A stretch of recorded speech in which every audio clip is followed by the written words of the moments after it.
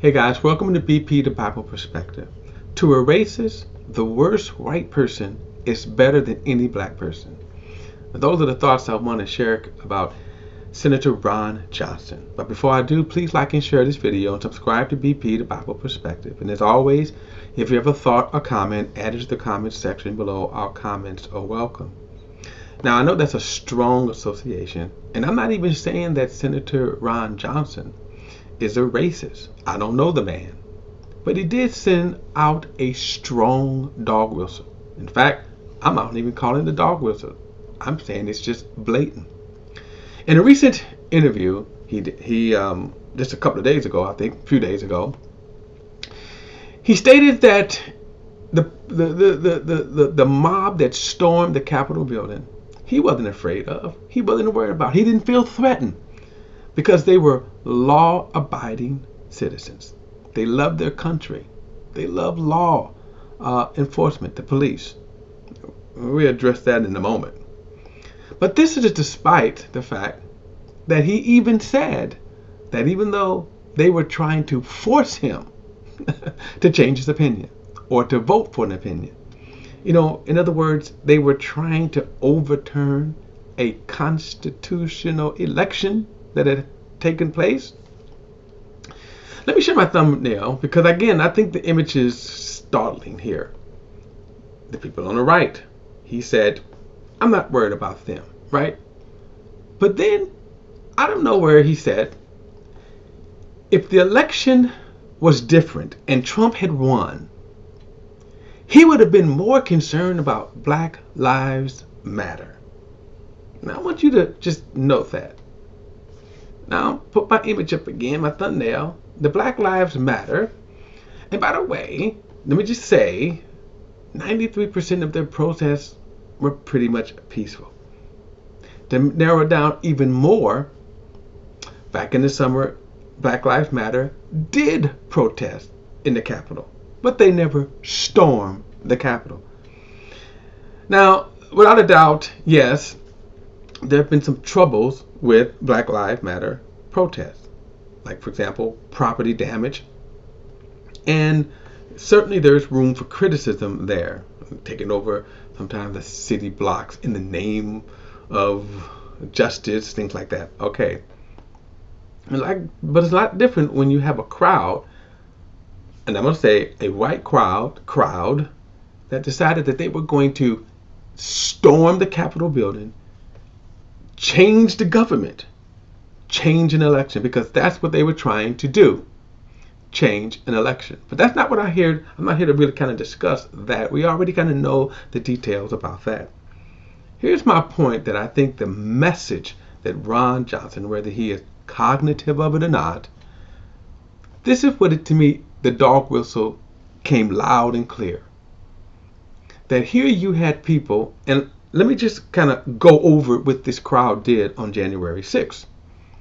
Remember, they stormed the Capitol, smashed doors and windows, broke open doors and windows. They chanted, hang Mike Pence, the vice president, because he wouldn't change the election, even though he couldn't. Remember, they stormed an office, ramshacked offices, went through personal effects, government papers that they wasn't authorized to do. Remember, they sprayed bear spray into cops.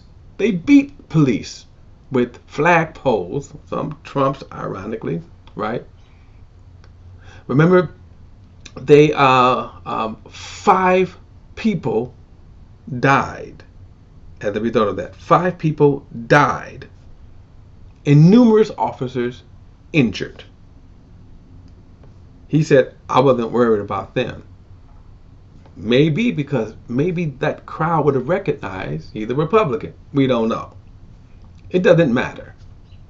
Because what he did was he attributed those actions by saying, I wasn't worried about those actions.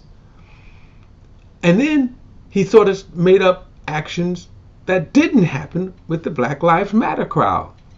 In other words, they didn't storm.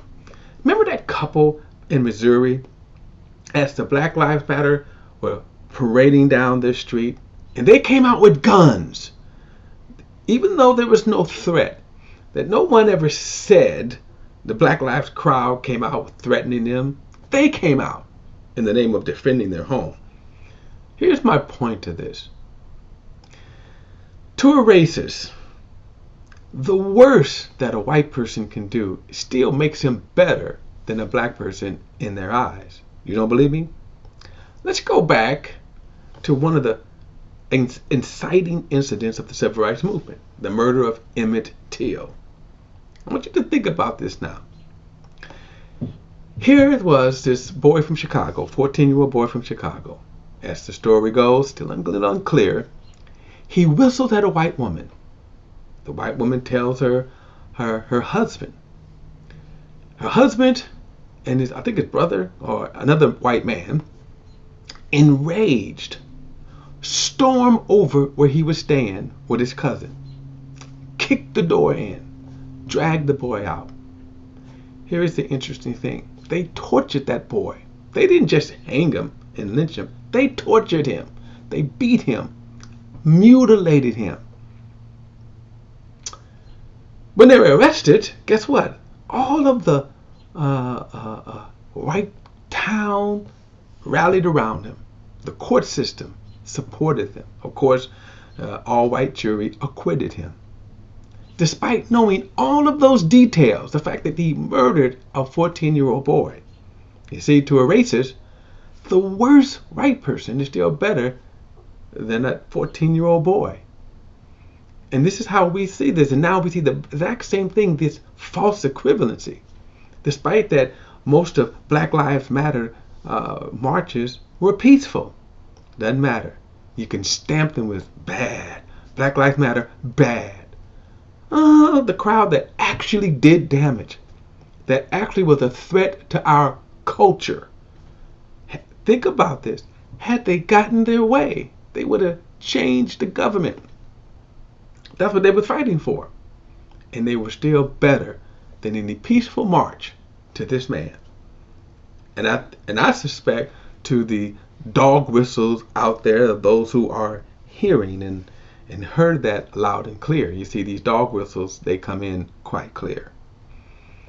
And that's why I say, if he's not a racist, then stop giving out the dog whistles that you are. Because those kinds of messages ring loud and clear, at least to me. That's my perspective. Don't forget to like and share this video and subscribe to BP, the Bible Perspective. And as always, if you have a thought or comment, add it to the comments section below. All comments are welcome. Till next time, I'll see you then.